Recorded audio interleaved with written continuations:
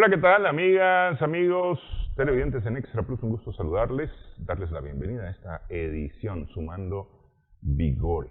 Con el doctor Luis Murillo, economista, conversamos en esta ocasión acerca de las exportaciones de Nicaragua hacia mercados con los que se tiene tratados de libre comercio. ¿Cómo está, doctor? Muchas gracias por estar con nosotros.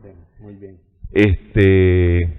Tal vez empezamos definiendo de qué se trata el libre comercio, porque de repente es decir, se ha vuelto tan común. Ahora todo el mundo tiene libre comercio con todo el mundo.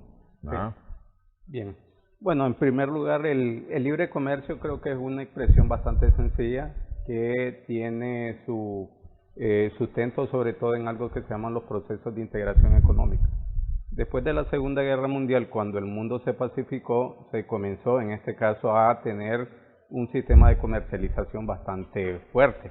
Las economías se comenzaron a abrir, se inició, digamos, todo un proceso de mundialización que posteriormente se iba a crear en una globalización. Y una de las formas de protegerse fue formar bloques económicos. Entonces, por ejemplo, en la década de los años 50, finales de los 50, inicio de los 60, muchos países formamos bloques de integración económica. En el caso de América Latina hay hoy por hoy por lo menos 5 esquemas de integración, y en la década de los años 50, ¿verdad? 60, se creó el llamado Mercado Común Centroamericano, que hoy se llama Sistema de Integración Centroamericano. Luego, pero no funciona igual el Mercado Común Centroamericano con el SICA. Es decir, tienen ciertos funcionamientos distintos. Sí, pero el mismo sustento, ¿verdad? Y quiero, digamos, hacer un breve recorrido histórico para que nosotros miremos cómo hemos venido evolucionando. Se puede decir de que en Centroamérica nosotros comenzamos con el espíritu integracionista del mismo momento de la independencia, en 1821. Sin embargo, había, digamos, una especie de desconfianza entre los países y se pasó, digamos, todo un periodo desde 1821 hasta quizás 1828, en donde se estableció lo que se llamó la Federación Centroamericana, ¿verdad? Que dicho sea de paso, estuvimos año y medio adscritos a México, ¿verdad? Sí. Luego tuvo, digamos, un periodo bastante largo, hasta los años de 1900, en donde hubo un olvido del proceso de integración centroamericana, pero a partir de la Segunda Guerra Mundial, cuando se dio un proceso de integración, surge una instancia en las Naciones Unidas que se llama la CEPAL, la Comisión Económica para América Latina, y un economista de origen argentino, Raúl Prebisch, propuso de que los países deberían de cambiar su estructura productiva, y entonces se llamó un esquema de industrialización por sustitución de importaciones, y entre ellos asesoró a los países centroamericanos. Es decir, en el año de 1960, 5 países centroamericanos, incluido Nicaragua, firmó lo que fue el Tratado de Managua, ¿verdad? Con un esquema de integración por sustitución de importaciones, regionalismo hacia adentro. Es decir, se iba a trascender la economía, ¿verdad?, como la nicaragüense, pero no más allá de la región. Sin embargo, en la década de los años 90 hubo una modificación, ya se dio el proceso de globalización y se recuperó de nuevo el espíritu integracionista, nada más que con un enfoque diferente. En vez de regionalismo hacia adentro, fue el regionalismo hacia afuera. Y se creó el sistema de integración centroamericano con el protocolo de Tegucigalpa en el año de 1991, después de un periodo de desfase desde 1969 a 1991. En el año de 1969 se dio un problema bélico entre 2 países centroamericanos, El Salvador y Honduras, que fue la llamada Guerra del Fútbol, y allí se rompió la parte diplomática, pero había quedado, digamos, un elemento fundamental, y era una relación entre las empresas privadas fundamentalmente que siguieron funcionando hasta que se recuperó en el año de 1991. Era el proceso que se llama Sistema de Integración Centroamericana, que tiene, ¿verdad?, varios subsistemas: el sistema económico, el sistema social, el sistema ambiental. Es más o menos como la continuidad, ¿verdad?, del Mercado Común Centroamericano, adicionándole subsistemas subsiguientes. Por eso le decía yo que a mí me parecía que el SIC es un tanto distinto del Mercado Común Centroamericano, porque el mercado común centroamericano de alguna manera era para permitir la comercialización de los productos centroamericanos dentro de Centroamérica. Así es. El intercambio de productos entre países centroamericanos, mientras que el SICA ya es un sistema político, económico, claro, legislativo, social, inclusive, porque el Parlacén, aunque no es parte del SICA, es parte de la misma idea. Pues. Claro, claro. Sí. Pero además hay que aclarar algo. Bueno, es una tesis que yo he venido acuñando desde hace mucho tiempo. Y prácticamente los procesos de integración tienen dos grandes enfoques. Algo que yo le llamo integración para el desarrollo e integración comercial. Es decir, el proceso de integración para el desarrollo son esquemas como la Unión Europea, que dicho sea de paso, surgió también en el año de 1960, ¿verdad?, con el Tratado de Roma, y que se convirtió posteriormente en la Unión Europea. La diferencia entre ese esquema de integración es que ellos tienen un mecanismo donde se eliminan las asimetrías entre los países, es decir, países tan fuertes como Alemania o países tan débiles, ¿verdad?, como por ejemplo Croacia o por ejemplo España, que en su momento era bastante débil, se fueron disminuyendo. Sin embargo, hay el otro esquema de integración, el Tratado de Libre Comercio o Proceso de Integración Comercial, que tiene una diferencia, y es que se firma un acuerdo y normalmente un país bastante fuerte es el que domina todo el proceso de integración, como el caso del CAFTA. El CAFTA es un proceso de integración comercial, no un proceso de integración para el desarrollo. Sí, sí. Ok. Nosotros, de alguna manera, a ver, los primeros socios comerciales de Nicaragua son los países centroamericanos. Sí, somos el segundo país más importante. Ok, pero como socios comerciales, sí, es decir, a donde nosotros exportamos, primero va para los países centroamericanos y después va para cualquier otro lado, empezando por Estados Unidos, me parece que sería como el segundo socio comercial más importante que tiene Nicaragua. Yo diría de que el primer socio, y así lo establecen las estadísticas, es Estados Unidos. Estados Unidos, es decir, van más exportaciones hacia Estados Unidos que hacia Centroamérica. El segundo socio son los países centroamericanos que están casi, digamos, equiparados. Y luego, digamos, hay otro socio, ¿verdad? Como nosotros tenemos, por ejemplo, acuerdo con Chile. Nicaragua hoy por hoy tiene 14 y si se suscribe el Tratado de Libre Comercio con Perú serían 15 tratados de libre comercio. Sin embargo, a mí lo que me preocupa es la oferta exportable. Sí, justamente a eso es a lo que quiero llegar, porque, a ver, si bien el mercado común centroamericano tenía como tesis permitir la comercialización de productos entre los mismos países centroamericanos, ahora no hay exactamente como un TLC en Centroamérica. Es decir, hace poco teníamos problemas con Honduras por razones fitosanitarias supuestamente, con Guatemala hubo también problemas, con El Salvador ha habido, con Costa Rica ha habido, los productores aquí piden reciprocidad también para los productos que vienen de esos países, en algunos casos se ha hecho, en otros casos no se. Entonces, lo cierto es que no tenemos así como una frontera abierta como puede ocurrir en Unión Europea, en donde, no sé, hay ciertas políticas proteccionistas sobre ciertos productos, pero lo real es que es prácticamente de fronteras abiertas el comercio. Es decir, lo que se produce en Alemania se puede consumir perfectamente bien en España sin pasar un largo proceso de aduanas y demás, ¿no? Sí, lo que pasa es que son procesos un poco diferentes y hay una diferencia, ¿verdad? La voluntad política y sobre todo la radicación de un ordenamiento jurídico comunitario. Y pongo, digamos, dos ejemplos. Usted puede pertenecer a la Unión Europea, pero no necesariamente al sistema euro, o puede pertenecer a los dos. Sí. Sin embargo, para poder pertenecer a uno o los dos esquemas, usted tiene que hacer un proceso de consulta, ¿verdad? Una especie de referéndum.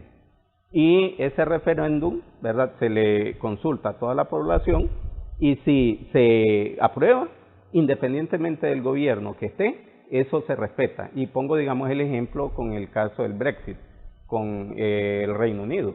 Es decir, el Reino Unido estableció hace 2 o 3 años, ¿verdad?, de que se iba a salir del sistema del sistema de la Unión Europea, y han pasado todo un proceso. ¿Por qué? Porque hay todo un mecanismo, es decir, se tiene en este caso que traducir, se tiene que decir 6 meses antes, se tiene que traducir a todos los idiomas, los congresos tienen que aprobarlo, ¿verdad?, etcétera, etcétera. En el caso de Centroamérica no, tenemos algo que se denomina la llamarada de Tusa, es decir, en un momento nosotros nos comprometemos, pero de manera bilateral comenzamos en este caso a actuar de manera bilateral. Y pongo, digamos, el ejemplo, en determinado momento hubo un problema, ¿verdad?, entre Honduras, Nicaragua y Colombia, ¿verdad? Entonces vino Nicaragua y le puso, digamos, un impuesto de soberanía a Colombia, bueno, que no está dentro del SICA, pero también se lo puso a Honduras. Honduras se lo puso a Nicaragua y así sucesivamente. Es decir, acá cada uno de los gobiernos se compromete, pero no está en un proceso de integración real. Ok, porque es que ese es el asunto, es decir, Centroamérica, si bien está funcionando el SICA, porque funciona el SICA, lo cierto es que todavía no ha logrado una verdadera integración comercial regional. Es decir, el hecho mismo de que nos cobramos impuestos, porque en lo general nos cobramos impuestos, es decir, de los productos nicaragüenses en Honduras, en Guatemala, en El Salvador y en Costa Rica pagan aranceles de introducción. Permítame hacer, digamos, una aclaración para que miremos cómo este proceso de integración es un poco complejo. Ok, si quiere hacemos primero la pausa y hablamos porque estamos conversando acerca de los tratados de libre comercio de Nicaragua a propósito de la próxima firma de un acuerdo comercial con Perú. Regresamos en breve.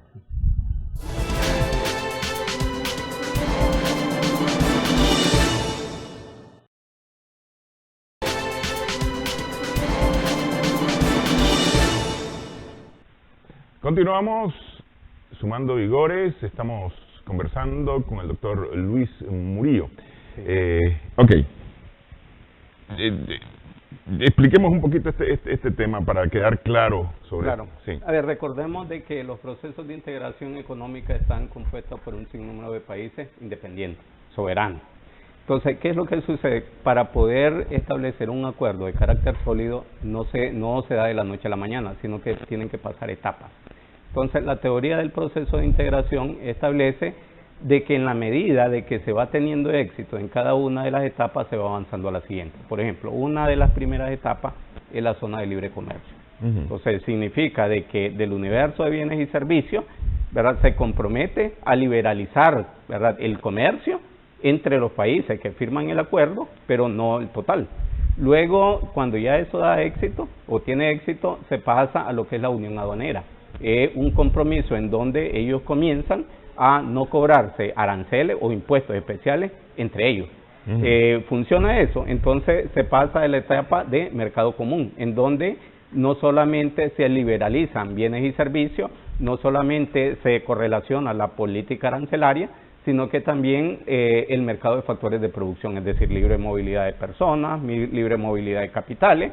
Luego ya se tiene éxito, entonces se pasa a la etapa de unión monetaria.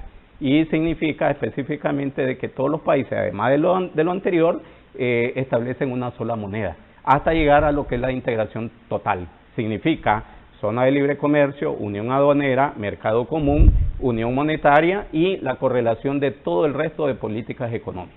En el caso de la Unión Europea, ¿verdad?, hasta este momento ellos están, y no todos los países, ¿verdad?, están en unión monetaria, ¿verdad? Entonces, ¿qué es lo que sucede? De que eso depende de la voluntad y depende del ordenamiento jurídico comunitario que se vaya estableciendo. La característica que tiene la Unión Europea es de que ellos negocian a nivel comunitario, pero el compromiso es que los ordenamientos jurídicos prácticamente tienen que cumplir lo acordado a nivel, en este caso, regional y a nivel nacional. Eso no sucede en el caso de Centroamérica. En el caso de Centroamérica, nosotros firmamos, ¿verdad?, un sinnúmero de acuerdos, pero los ordenamientos jurídicos prácticamente son un poco discrecionales y se sigue manteniendo, ¿verdad?, el manejo de política arancelaria, el manejo de política de inversiones y eso no permite avanzar en cada una de las etapas del proceso de integración económica.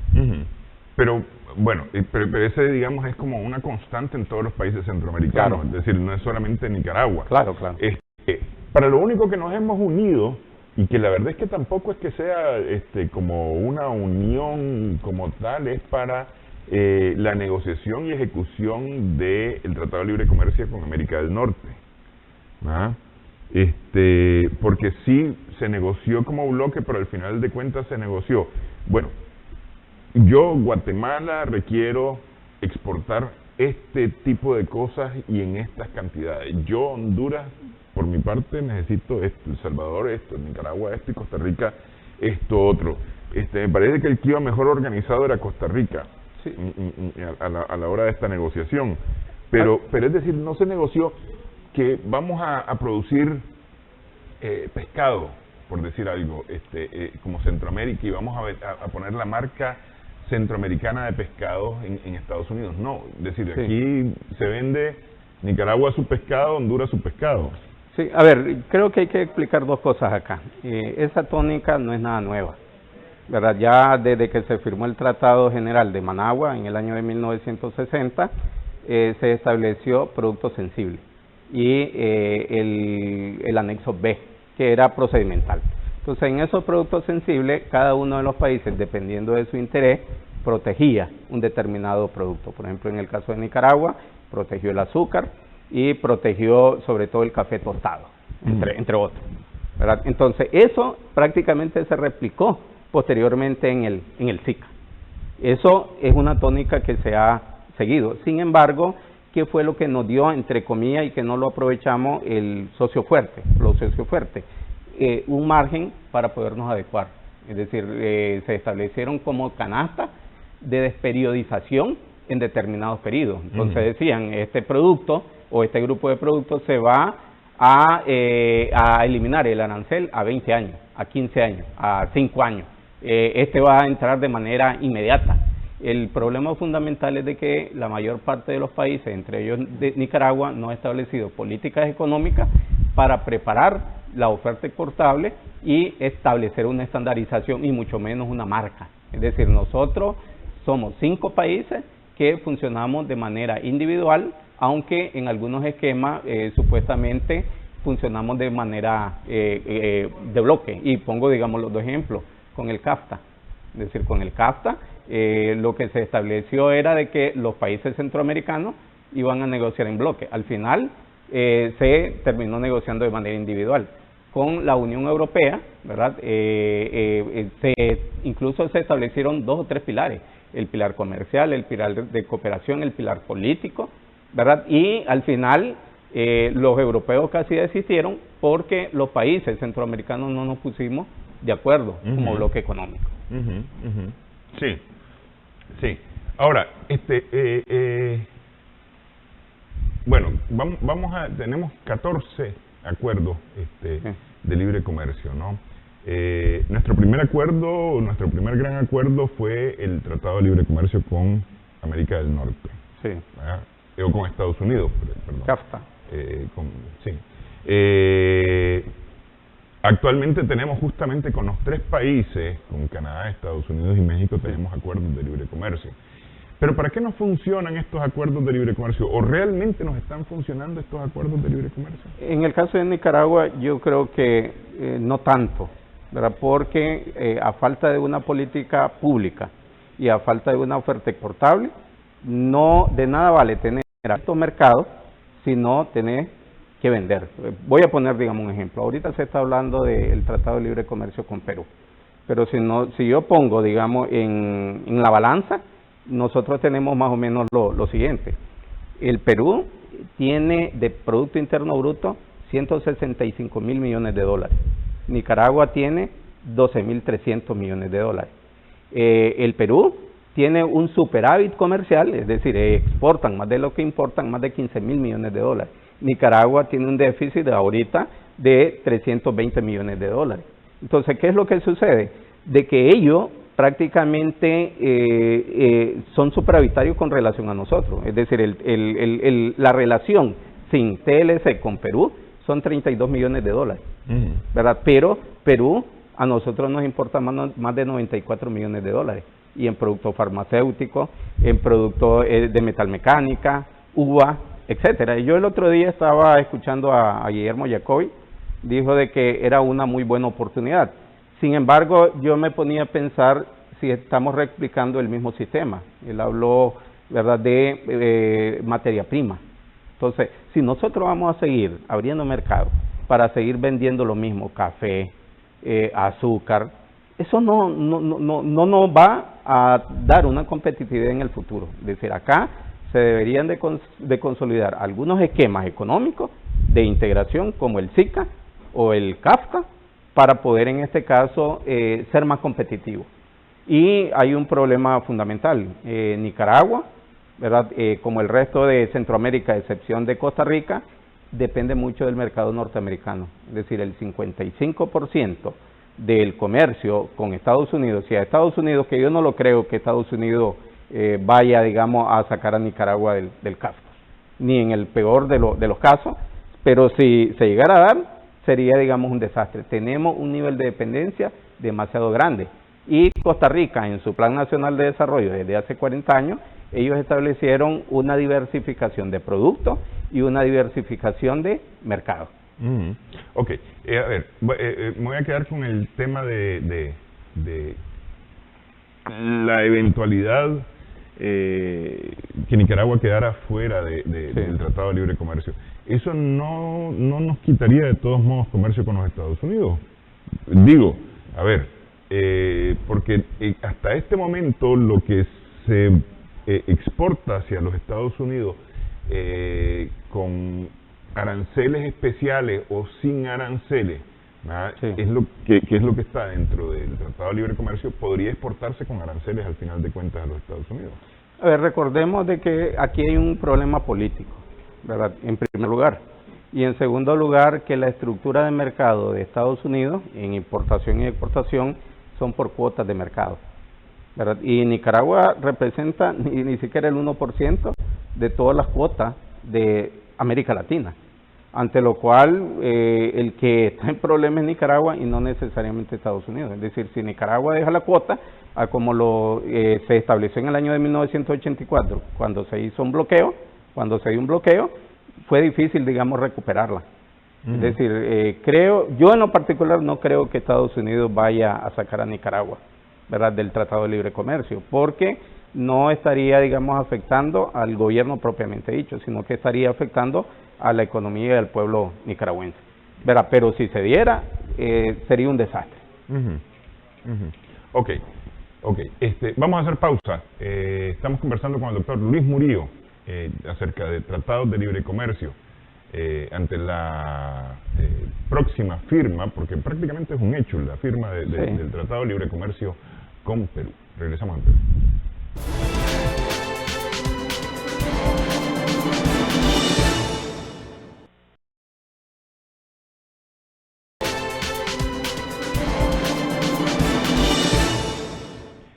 Continuamos sumando vigores en Extra Plus. Estamos conversando con el doctor Luis Murillo. Le preguntaba yo que qué hemos sacado de los tratados de libre comercio, porque tengo yo la impresión que no los hemos logrado aprovechar como podrían aprovecharse los tratados de libre comercio. Y usted lo mencionó allá al inicio, nuestra estructura productiva, y lo hemos dicho ya en distintos programas, no estamos haciendo lo que deberíamos de estar haciendo. Estamos prácticamente a la buena de Dios aquí. Sí. Yo creo que hay dos oportunidades que hasta el momento se han relativamente aprovechado, ¿verdad? Uno es la maquila en materia de inversión, porque recordemos de que uno de los principales mercados más codiciados del mundo es Estados Unidos, ¿verdad? Y la mayor parte de los productores de maquila, o por lo menos la inversión de maquila, son los países asiáticos, Corea, Taiwán, ¿verdad? Y de una u otra manera es una buena plataforma tener, ¿verdad?, a un país que tenga acceso a ese tipo de mercado. Ese es uno de los principales elementos. El segundo elemento es la parte de la provisión de materias primas, o los llamados commodities, ¿verdad? Aunque tenemos el inconveniente que Estados Unidos tiene una estructura de mercado de cuotas, y una vez que se cumple la cuota, ya prácticamente es casi imposible, ¿verdad?, comercializar. Aunque prácticamente hay algunos esquemas, por ejemplo, hay algún sistema generalizado de preferencia, como la iniciativa para la Cuenca del Caribe, que estaba funcionando hasta antes del año 2003 en todo su vigor, y que supuestamente iba a ser de manera permanente después de la firma del CAFTA, del DR-CAFTA, y hay un tipo, digamos, de acuerdo, es decir, ya hay algunos intereses. El problema fundamental es de que cuando Estados Unidos pone límite, ¿verdad?, a países desde el punto de vista político, inmediatamente frena cualquier tipo de relación con sus empresas, y ahí puede venir el problema. Ok, pero bueno, ese es con los Estados Unidos, ¿no? Sí. Pero, por ejemplo, tenemos un tratado de libre comercio con la Unión Europea. Sí. La Unión, y este especialmente ha tenido que ver con adecuación, transferencias tecnológicas, formas de trabajo, ¿verdad?, las buenas prácticas laborales, las que más han detenido la plena ejecución de este tratado de libre comercio. Por ejemplo, me voy al tema de las carnes, Sí. o de los lácteos, de los productos que dependen del ganado. Pide la Unión Europea trazabilidad de los productos, porque necesita saber de dónde vino ese producto, Claro. cómo se llegó a producir y cuál fue la forma en que se produjo, para estar claro de que no lleva químicos prohibidos dentro de la Unión Europea. Sí. Que si dice que es orgánico, pues es orgánico de verdad, qué sé yo, todo ese tipo de cosas. Y eso no lo hemos logrado cumplir plenamente, es decir, se ha trabajado. Yo veo que, por ejemplo, organizaciones gremiales de productores ganaderos han trabajado bastante en esto, pero no se ha logrado con mucha fuerza en ese tema. Sí, yo veo dos cosas, ¿verdad? Cada uno de los esquemas tiene su complejidad, de tal manera de que no es lo mismo exportar a Estados Unidos que exportar a Europa. Sí.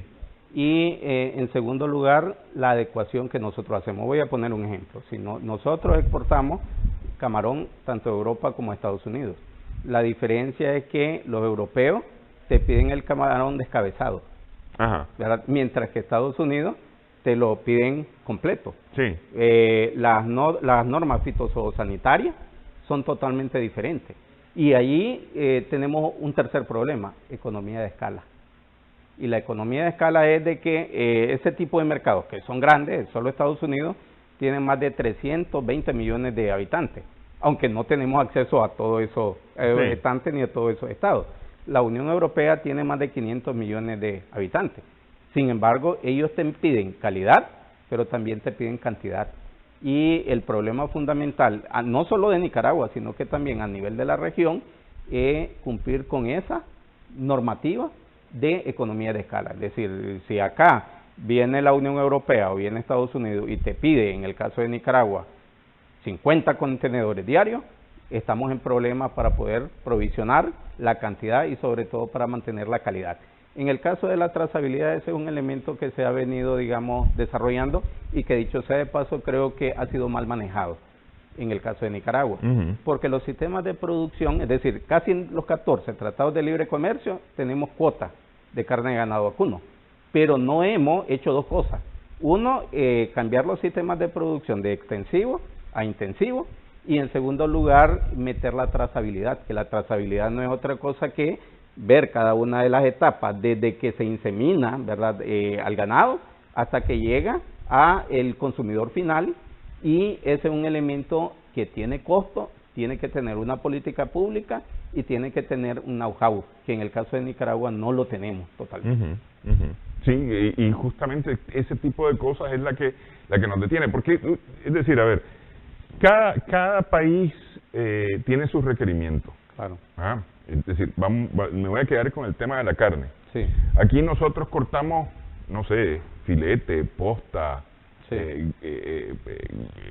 Mano de piedra, gallina, qué sé yo qué cosa, ¿no? Pero resulta que, por ejemplo, Estados Unidos quiere tibón, quiere, no sé, otros cortes que no son los cortes tradicionales nuestros. Nuestros mataderos han estado trabajando en eso y entonces tienen corte para Estados Unidos, tienen corte para Europa, tienen corte para países asiáticos, y tienen corte para la selección nacional, para el consumo nacional, ¿verdad? Pero digamos, ese nivel de organización que sí tienen los mataderos no la tiene todo el mundo. Sí, no. Solamente quiero hacer dos puntualizaciones, normalmente. Uno es el hecho de que el tema de la carne de ganado vacuno, yo creo que Nicaragua no trascendió una oportunidad que se generó sobre todo después de la Segunda Guerra Mundial, con la carne de ganado vacuno, y es lo siguiente. Después de la Segunda Guerra Mundial en Estados Unidos se dio una política que se llamó el baby boom. Entonces comenzaron a crecer las familias demandaron, ¿verdad?, más alimentación entre comillas, entre ellos la hamburguesa.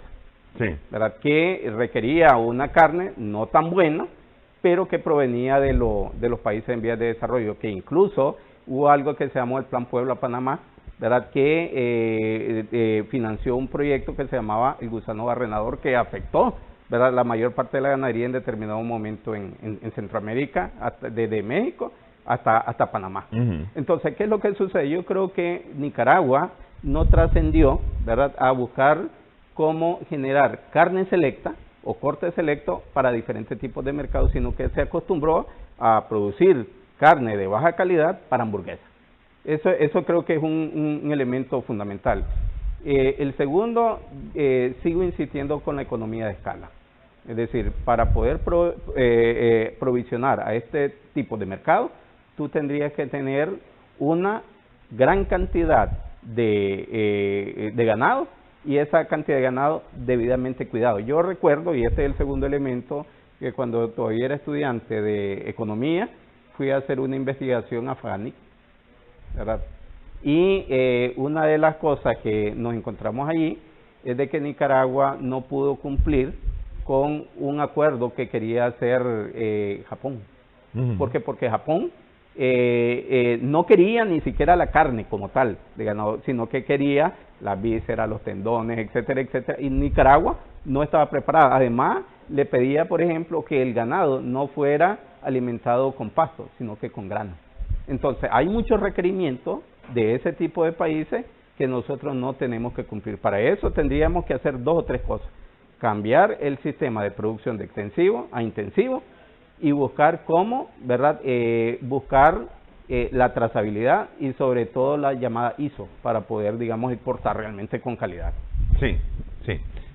Es que, y ahí me parece a mí que el tema de las transferencias tecnológicas, la tecnificación, en el caso de la producción nicaragüense, y por supuesto lo que hemos conversado aquí decenas de veces, el tema de la industrialización, son los grandes pegones que tenemos. Y cuando hablo de las transferencias tecnológicas, me refiero a todos los rubros, porque son todos los rubros. Es decir, quedándonos solamente con el ganado, aquí hay una discusión, o ha habido por lo general una discusión, que si importamos o no determinados tipos de ganado, cuando por ejemplo aquí existe el ganado reina, que ha demostrado ser un ganado muy versátil para los suelos y para las temperaturas nicaragüenses, pero no lo desarrollamos, no terminamos de desarrollarlo, el ganado reina, ¿verdad?, por decir alguna cosa. Claro, es decir, yo no veo, por ejemplo, a la academia trabajando de cara a ese mejoramiento, a las asociaciones tal vez haciendo algunos experimentos, pero más a nivel de productores que algo, digamos, más concertado. Es que yo creo que la mayor parte de los sectores, entre ellos el ganadero, está más a nivel de subsistencia, porque siempre te dice ganado de doble propósito, es decir, o sos de carne o sos de leche, y si sos de los dos no va a tener los mejores rendimientos ni en carne ni en leche. Para eso tendría que establecer una transferencia tecnológica. Y pongo, digamos, el ejemplo de la complejidad que tiene esto. Yo recuerdo que en la década de los años 80 hubo un proyecto, Chiltepe, Sí. ¿verdad? Que trataron de traer algún ganado, creo que era holandés, sobre todo las vacas Holstein, que daban mucha leche, sobre todo digamos en Holanda, pero acá en Nicaragua no, por una simple y sencilla razón, las condiciones eran totalmente diferentes.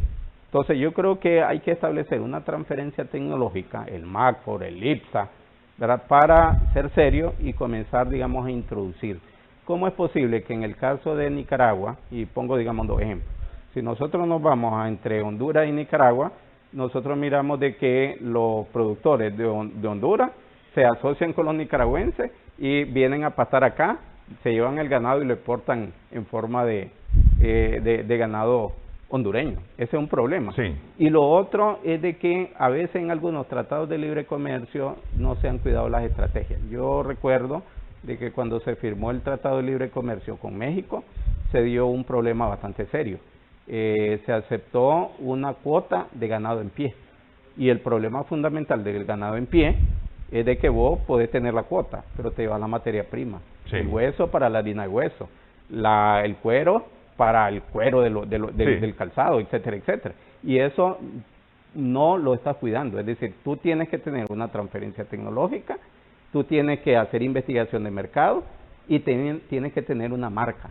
Solo en el caso del café, que creo que es una política adecuada, la tasa de la excelencia no ha logrado en este caso trascender la forma de cómo nosotros seguimos vendiendo café, que es el café genérico, que dicho sea de paso, lo que hace Starbucks es agarrar café de Etiopía, de Nicaragua, de Honduras, de Colombia, lo presta y lo vende.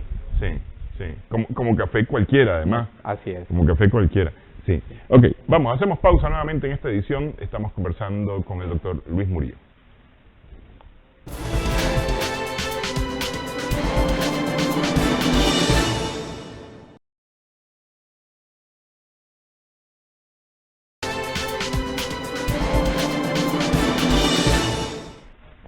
Continuamos sumando vigores en Extra Plus. Me decía usted que el tema de la maquila es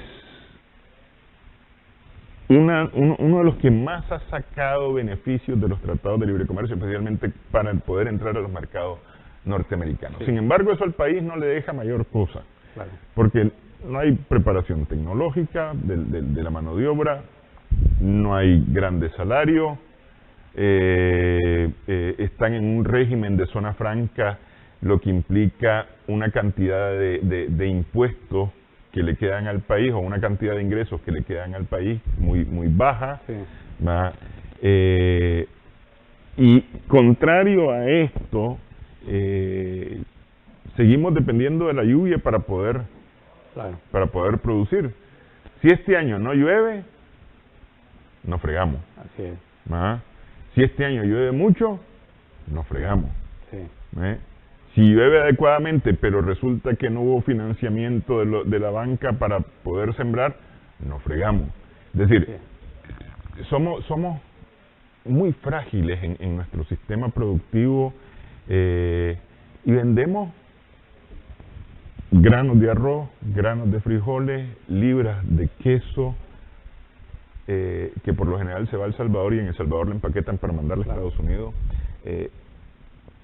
No sé, como que estamos muy dormidos. A ver, es precisamente ese punto el que yo quería tocar. El problema es la agroindustrialización.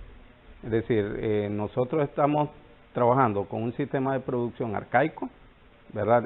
Muy tradicional, y no le estamos generando valor agregado, ¿verdad? Cuando tú no le generas valor agregado, tú tienes el problema de un ciclo natural. Y pongo, digamos, el ejemplo a nivel interno del queso. En determinado momento el queso llega a 70 cordos, ¿verdad? Pero también llega a 35 o 40 cordos. Y entonces, ¿por qué se da eso? Por el golpe de leche. Y si nosotros tuviéramos un proceso, ¿verdad?, de industrialización o de agroindustrialización, tendríamos en este caso mejores oportunidades para poder desarrollar esto. Eso fue lo que hizo, por ejemplo, Corea del Sur. Corea del Sur, hasta antes de los 50, era un país eminentemente agrario, ¿verdad? Y ellos establecieron una agroindustrialización, pero sobre todo una tecnificación en la parte de la producción industrial. Entonces, en el caso de Nicaragua, yo creo que tenemos problemas serios de falta de una política de industrialización o de agroindustrialización. Es decir, tenemos materia prima y nosotros miramos de que somos eficientes en finca, pero una vez para sacar el producto, los costos se comienzan a encarecer porque los intermediarios comienzan a subirle, de tal manera de que el consumidor final ya tiene un precio totalmente diferente y eso no hace menos competitivo. Aquí la mayor parte de las que ganan en estos tratados de libre comercio, sobre todo son las comercializadoras, los intermediarios, ¿verdad? Que tienen agarrado al productor y le compran a precio de guate mojado y además hacen investigación de mercado y saben qué es lo que van a vender y en dónde van a vender. Entonces, creo que falta una política pública para poder en este caso incentivar los sectores productivos que se generan. Por ejemplo, solo Perú del 100% de sus productos, ¿verdad?, de agroexportación, el 94% son productos no tradicionales. El 94%, ante lo cual, cuando ellos van a firmar un tratado de libre comercio que tienen 21, ellos tienen una ventaja, porque no te van a vender café así nomás, sino que te van a vender un café especial. No, ellos son los segundos productores, por ejemplo, de cobre en el mundo, ¿verdad? Sin embargo, no te venden el cobre en bruto, sino que le dan un cierto valor agregado. Sí, que es lo que nosotros no hemos logrado aquí, ¿no? Por eso digo, estamos adormilados, estamos aletargados en esto y entonces y nos quedamos, bueno, pues a ver, si producimos hoy un grano, pues lo vendemos el grano, si no producimos, pues ni modo. Además, el sistema de financiamiento es otro de los obstáculos. Sí. Es decir, para poder producir, tú tienes que tener un sistema de financiamiento, un apalancamiento, que no lo tiene. Entonces, está en un sector primario que depende de la lluvia, es altamente riesgoso. Los bancos son altamente aversos al riesgo, no te prestan y entonces al final no tienen una oferta exportable. Sí, sí, no, y a eso hay que sumarle también el pensamiento propio de nosotros los nicaragüenses, que somos a veces muy conservadores y bien dados a no cambiar hasta que veamos que ciertamente eso funciona de esa manera. No sé, somos bien conservadores. Sí, a ver, un punto que creo que es fundamental es buscar una estrategia para poder no solo firmar tratados de libre comercio, sino que buscar ventaja. Por ejemplo, con este tratado de libre comercio que se va a firmar con Perú, hay 14 mesas de negociación, 14 mesas, desde acceso a mercado, normas fitosanitarias, reglamentos técnicos, ¿verdad?, etcétera, etcétera. Pero cada uno de ellos tiene que tener un especialista y tiene que ver cuáles son las ventajas y las desventajas. Voy a poner un ejemplo. Yo recuerdo que cuando se firmó el Tratado de Libre Comercio en el 98 con México, ¿verdad?, se obtuvo una cuota, ¿verdad?, de frijol. Una cuota de frijol que, dicho sea de paso, era frijol negro. Sin embargo, el negociador no se cuidó de una cláusula de salvaguardia, es decir, esa letra chiquita, cuando tú vas a negociar, que decía de que México le daba una cuota relativamente considerable de exportación e importación para México de frijol, pero se reservaba esa cuota si México estaba en cosecha. Y había un problema. México siempre está en cosecha porque tiene un sistema de riego sumamente eficiente. Ante lo cual, yo recuerdo que en ese momento hubo una política de financiamiento, se incentivó a las cooperativas, etcétera, etcétera, y no se pudo penetrar ese mercado porque esa cláusula de salvaguardia generó una restricción. Pero igual, de todos modos, aunque no hubiera tenido sistema de riego, al estar en el hemisferio norte los dos, tenemos más o menos los mismos periodos de producción. También. Es decir, sí, que por cualquier lado no nos hubiera funcionado con ese tipo de cláusula. Pero ese asunto de los negociadores, al final, y ahí negocia los gobiernos, pero negocian también el sector privado. O han participado el sector privado. Sí, depende de lo... A ver, por ejemplo, en el CAFTA, yo recuerdo de que estaban los negociadores principales, que eran de gobierno a gobierno, de conjunto de gobierno, pero había algo que se llamaba la mesa de lado. Y en la mesa de lado estaban algunos representantes de la empresa privada, y el acuerdo era de que les iban a consultar. Es decir, cada acuerdo que iban a tomar, ¿verdad?, los negociadores principales le iban a consultar a la mesa de al lado.